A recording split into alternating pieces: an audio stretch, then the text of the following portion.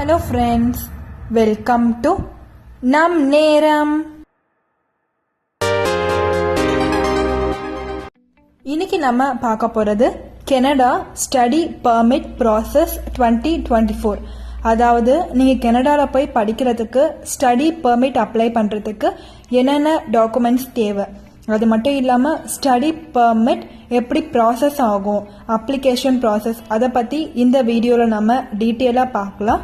நீங்கள் நம்ம சேனலை ஃபர்ஸ்ட் டைம் பார்க்குறீங்க அப்படின்னா சப்ஸ்கிரைப் பண்ணிவிட்டு எனக்கு சப்போர்ட் பண்ணுங்க. இந்த கெனடியன் ஸ்டடி விசாவை ஸ்டடி பர்மிட் அப்படின்னு சொல்கிறாங்க. இந்த கனடா ஸ்டடி பர்மிட் இருந்தது அப்படின்னா ஃபாரின் நேஷன்ஸ் வந்து அங்கே போய் படிக்கலாம். டெசிக்னேட்டட் லேர்னிங் இன்ஸ்டிடியூட், அதாவது DLIல அவங்க போயிட்டு படிக்கலாம். வேறு நாட்டில் இருந்து கனடாவுக்கு போய் படிக்கிறவங்க. அது மட்டும் இல்லாமல் நிறைய ரூல்ஸ் வந்து இருக்குது இன்டர்நேஷ்னல் ஸ்டூடெண்ட்ஸ் கனடாவுக்கு போய் படிக்கிறதுக்கு. கவர்மெண்ட் வந்து இன்ட்ரடியூஸ் பண்ணியிருக்காங்க ஒரு சில லிமிட்ஸ் வந்து ஸ்டடி பர்மிட்டில். அதாவது அப்ராக்சிமேட்லி 3,60,000 நியூ ஸ்டடி பர்மிட் வந்து இஷ்யூ பண்ணுறாங்க 2024 இன்டர்நேஷ்னல் ஸ்டூடெண்ட்ஸுக்கு. அதுக்கு வந்து மோஸ்ட் ஸ்டூடெண்ட்ஸ் வந்து என்ன பண்ணணும் அப்படின்னா அவங்களோட ப்ரொவின்ஷனல் அட்டஸ்டேஷன் லெட்டர் PAL அவங்க வந்து அப்லோட் பண்ணணும். நீங்கள் எந்த டெரிட்டரியில் போய் படிக்க போகிறீங்களோ அந்த டெரிட்டரியில் ஸ்டடி பர்மிட் அப்ளிகேஷன் கூட நீங்கள் இதையும் சேர்த்து சப்மிட் பண்ணணும். கனடாவில் வந்து high standard of living and employment opportunities இருக்குது ஃபாரின் ஸ்டூடெண்ட்ஸுக்குமே. ஸோ அது மட்டும் இல்லாமல் நீங்கள் ஸ்டடீஸை கம்ப்ளீட் பண்ணீங்க அப்படின்னா நீங்கள் அதுக்கப்புறம் போஸ்ட் கிராஜுவேட் ஒர்க் பர்மிட்டுக்கு அப்ளை பண்ணிக்கலாம். இமிக்ரேஷன் வந்து சொல்கிறாங்க refugees and citizenship Canada IRCC அவங்க வந்து சொல்கிறாங்க என்ன அப்படின்னா 1 million international citizens in Canada in 2023 அப்படின்னு சொல்கிறாங்க. அதாவது 1 million வந்து படிக்கிறாங்க 2023 வரைக்கும் கனடாவில் அப்படின்ட்டு. அது மட்டும் இல்லாமல் ஆல் ஓவர் த வேர்ல்டில் இருந்தும் நிறைய பேர் எஜுகேஷன் பர்பஸ்க்காக கனடாக்கு வராங்க அப்படின்னு சொல்கிறாங்க. இப்போ நம்ம வந்து இந்த கனடா ஸ்டடி பர்மிட் ப்ராசஸ் பற்றியும் அது மட்டும் இல்லாமல் ரெக்வயர்மெண்ட்ஸ் பற்றியும் டீட்டெயிலாக பார்க்கலாம். இப்போ வந்து நம்ம கனடா ஸ்டடி பெர்மிட்டோட எலிஜிபிலிட்டி ரெக்வயர்மெண்ட்ஸ் பற்றி பார்க்கலாம். நீங்கள் வந்து ஸ்டடி பெர்மிட் அப்ளை பண்ணணும் அப்படின்னா இந்த எலிஜிபிலிட்டிலாம் செக் பண்ணிட்டு தான் நீங்கள் வந்து அப்ளை பண்ணணும். ஃபர்ஸ்ட் வந்து நீங்கள் எந்த இன்ஸ்டிடியூட்டில் படிக்க போகிறீங்களோ, அதாவது டெசிக்னேட்டட் லேர்னிங் இன்ஸ்டிடியூட்லேருந்து உங்களுக்கு ஆஃபர் லெட்டர் வந்திருக்கணும்.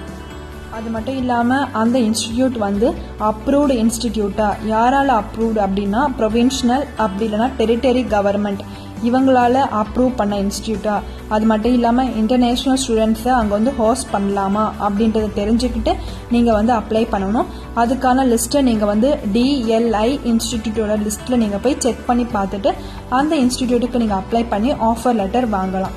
செகண்ட் வந்து ப்ரூஃப் ஆஃப் ஃபினான்ஷியல் ரிசோர்ஸஸ், அதாவது நீங்கள் உங்களோட டியூஷன் அண்ட் லிவிங் எக்ஸ்பென்சஸை பார்த்துக்க முடியும் அப்படின்றத காட்டுறதுக்கு ஃபினான்ஷியல் ரிசோர்ஸஸ். உங்ககிட்ட ஃபினான்ஷியல் ப்ரூஃப் வந்து மினிமம் எவ்வளோ இருக்கணும் அப்படின்னா $10,000 இருந்து $20,635 வரைக்கும் இருக்கணும் 1st January 2024 உள்ள. நெக்ஸ்ட் தேர்ட் வந்து நீங்கள் போலீஸ் கிளியரன்ஸ் சர்டிஃபிகேட் வாங்கியிருக்கணும். ஃபிஃப்த் வந்து medical exam required. Last and final வந்து நீங்கள் உங்களோட விசா ஆஃபீஸரை சாட்டிஸ்ஃபை இல்லைனா ப்ரூவ் பண்ணணும். என்ன அப்படின்னா உங்களோட கனடா ஸ்டடி பர்மிட் எக்ஸ்பைரி ஆகிறதுக்கு அப்புறம் நீங்கள் வந்து கண்டிப்பாக கனடாலேருந்து வெளியே வந்துடுவீங்க அப்படின்றத ப்ரூவ் பண்ணணும். ஸோ இவ்வளோ நேரம் நம்ம வந்து எலிஜிபிலிட்டி பார்த்தோம். இப்போ வந்து இந்த கனடா ஸ்டடி பர்மிட் அப்ளை பண்ணுறதுக்கு என்னென்ன டாக்குமெண்ட்ஸ்லாம் தேவை அப்படின்றத பற்றி 1 by 1 பார்க்கலாம். ஃபர்ஸ்ட் வந்து பாஸ்போர்ட். உங்களோட பாஸ்போர்ட் வந்து at least 3 months validity beyond your stay. Second வந்து proof of acceptance letter. Next third வந்து ப்ரொவின்ஷியல் அட்டஸ்டேஷன் லெட்டர் PAL. நீங்கள் வந்து ஃபுல் டைம் மாஸ்டர்ஸ் இல்லைனா PhD டிகிரி ப்ரோக்ராம் பண்ண போகிறீங்க அப்படின்னா உங்களுக்கு இந்த PAL லெட்டர் தேவைப்படாது. தேர்ட் வந்து ப்ரூஃப் ஆஃப் ஐடென்டிட்டி, அதாவது உங்களோட ஐடி கார்டு இல்லைனா பாஸ்போர்ட்.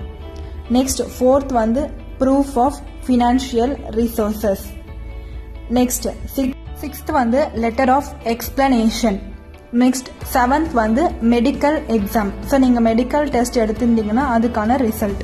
இப்போ நம்ம பார்க்க போகிறது வந்து how to apply for the Canada study permit from outside Canada. So outside கனடாவிலேருந்து ஸ்டடி பர்மிட் எப்படி அப்ளை பண்ணுறதுன்னு பார்க்கலாம். நீங்கள் வந்து ஆன்லைனில் அப்ளை பண்ணி அது கூடவே நீங்கள் வந்து கம்ப்ளீட் அப்ளிகேஷனை சப்மிட் பண்ணலாம் பிஃபோர் நீங்கள் கனடா போகிறதுக்கு முன்னாடி. ஸோ ஆன்லைன் அப்ளிகேஷனை நீங்கள் வந்து IRCC போர்ட்டலில் நீங்கள் வந்து ஆன்லைன் அப்ளிகேஷனை ஃபில் பண்ணிக்கலாம். செகண்ட் ஸ்டெப் வந்து அது கூட தேவையான டாக்குமெண்ட்ஸ் எல்லாம் கரெக்டாக இருக்கா அப்படின்னு பார்த்துட்டு நீங்கள் வந்து நெக்ஸ்ட் ஸ்டெப் போகலாம். நெக்ஸ்ட் தேர்ட் ஸ்டெப் வந்து உங்களோட கண்ட்ரியை செலக்ட் பண்ணிக்கணும். அதுக்கப்புறம் நீங்கள் வந்து இன்ஸ்ட்ரக்ஷன் கைடை படிக்கணும். நெக்ஸ்ட் ஸ்டெப் வந்து ப்ரிப்பேர் யோர் ஆன்சர். அதுக்கடுத்து வந்து நீங்கள் அப்ளை பண்ணணும். நெக்ஸ்ட் ஸ்டெப் வந்து கிவ் பயோமெட்ரிக்ஸ். ஸோ நீங்கள் வந்து உங்களோட பயோமெட்ரிக்ஸ் அண்ட் உங்களோட ஃபோட்டோஸை நீங்கள் வந்து கொடுக்கணும். Next last and final step வந்து மெடிக்கல் எக்ஸாம். ஸோ இதெல்லாம் முடிஞ்சிருச்சு அப்படின்னா உங்களோட விசா ப்ராசஸ் ஆகி வரத்துக்கு மேக்ஸிமம் 14 வீக்ஸ் ஆகும். உங்களோட விசா அப்ளிகேஷன் ப்ராசஸ் ஆகி வரத்துக்கு நீங்கள் வந்து இந்தியாவிலேருந்து போறீங்க அப்படின்னா நீங்கள் விசா டிசிஷனை ஜஸ்ட் 20 டேஸ்லேயே நீங்கள் வந்து வாங்கிடலாம். ஸோ அதுக்கு வந்து faster decision on study permit அப்படின்னு இருக்கு. நீங்கள் வந்து ஸ்டூடெண்ட் டைரக்ட் ஸ்ட்ரீம் SDS 20 டேஸில் விசா வாங்கலாம். இந்த ஸ்டடி பர்மிட்டை விசான்னு சொல்ல மாட்டாங்க. நீங்கள் அதுக்கப்புறம் ETA இல்லைனா TRV எடுக்கணும். ஸோ ஒன்ஸ் உங்களோட ஸ்டடி பர்மிட் வந்து அப்ரூவ் ஆயிடுச்சு, நீங்கள் வந்து லெட்டர் ஆஃப் இன்ட்ரோடக்ஷன் ரிசீவ் பண்ணிட்டீங்க அப்படின்னா நீங்கள் வந்து கனடா போகிறதுக்கு அலௌடு. ஸோ இந்த லெட்டர் வந்து ஸ்டடி பர்மிட் கிடையாது, நல்லா ஞாபகம் வச்சுக்கோங்க. ஸோ நீங்கள் இந்த லெட்டரை கனடாவுக்கு கொண்டு போயிட்டு இந்த லெட்டரை நீங்கள் வந்து இமிகிரேஷன் ஆஃபீஸர் கிட்ட காட்டணும். அதுக்கப்புறம் உங்களுக்கு வந்து எலக்ட்ரானிக் டிராவல் ஆத்தரைசேஷன் ETA அப்படி இல்லை அப்படின்னா விசிட்டர்ஸ் விசா, அதாவது டெம்பரவரி ரெசிடென்ஸ் விசாவை உங்களுக்கு கொடுப்பாங்க. நீங்கள் அதை வச்சுட்டு கனடாக்குள்ள என்டர் ஆகலாம்.